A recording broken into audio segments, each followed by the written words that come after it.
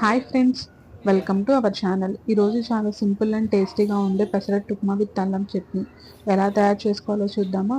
చాలా best combination కదండి.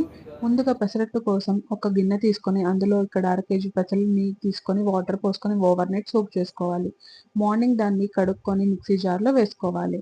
అందులో 5 పచ్చిమిరపకాయలు, ఒక పెద్ద ఉల్లిపాయ, 2 ఇంచుల అల్లం ముక్క, సరిపడినంత ఉప్పు వేసుకొని సరిపడినంత వాటర్ కూడా పోసుకుంటూ మెత్తగా మిక్సీ పట్టుకోవాలి. ఈ మిశ్రమాన్ని మొత్తం ఒక గిన్నెలోకి ట్రాన్స్ఫర్ చేసుకోవాలి. చూసారు కదండి, వాటర్ కన్సిస్టెన్సీ చూసుకొని అడ్జస్ట్ చేసుకోవాలి. ఇందులో 2 స్పూన్లు జీలకర్ర కూడా వేసుకొని బాగా కలుపుకోవాలి. ఇప్పుడు ఉప్మా కోసం అని చెప్పి మనము ముందుగా ఒక బాండీ తీసుకొని అందులో ఆయిల్ వేసుకొని వేడి చేసుకుందాము. పెసరట్టు ఉప్మా కాంబినేషన్ బాగుంటుంది కదండి.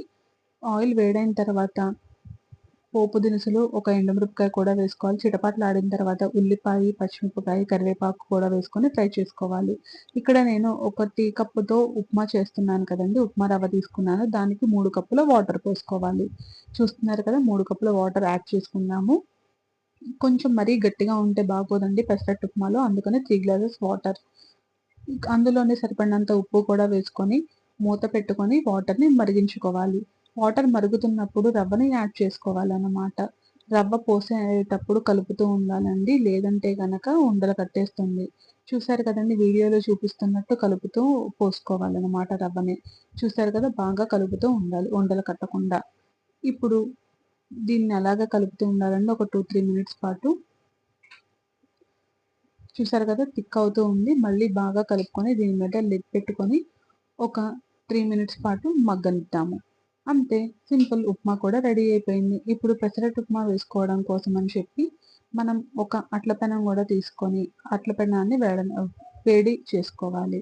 దీని మీద పెసరపిండి వేసుకొని అట్లా వేసుకోవాలి అన్నమాట. ఇక్కడ నేను నెయ్యి యూజ్ చేస్తున్నానండి. ఎందుకంటే పెసరట్టు ఉప్మాకి నెయ్యి అయితే బాగుంటుంది. నెయ్యితో కాల్చుకోవాలి. ఒక సైడ్ కాలిన తర్వాత రెండో వైపుకి కూడా టర్న్ చేసుకుందాము. 2 వైపులా కాల్చుకోవాలండి. లేదంటే గనక ఒక సైడే కాలిస్తే పచ్చిగా ఉంటుంది. ఇప్పుడు దీని మీద ముందుగా చేసి పెట్టుకున్న ఉప్మాను కూడా వేసుకోవాలి. కొంచెం పైనుండి అలా నెయ్యి కూడా యాడ్ చేసుకుందాము. అంతే, సింపుల్ అండ్ టేస్టీగా ఉండే పెసరట్టు ఉప్మా రెడీ అయిపోయింది. Thanks for watching and please subscribe our channel. ఇలాంటి ఇంకా మరెన్నో వంటల కోసం సబ్స్క్రైబ్ చేసుకోండి ఛానల్‌ని. ఈ కాంబినేషన్ అయితే చాలా బావుందండి. పెసరట్టు ఉప్మా విత్ అల్లం చట్నీ. అల్లం చట్నీ కావాలంటే కామెంట్ సెక్షన్‌లో కామెంట్ చేయండి. ఈసారి చూపిస్తాను. Thanks for watching.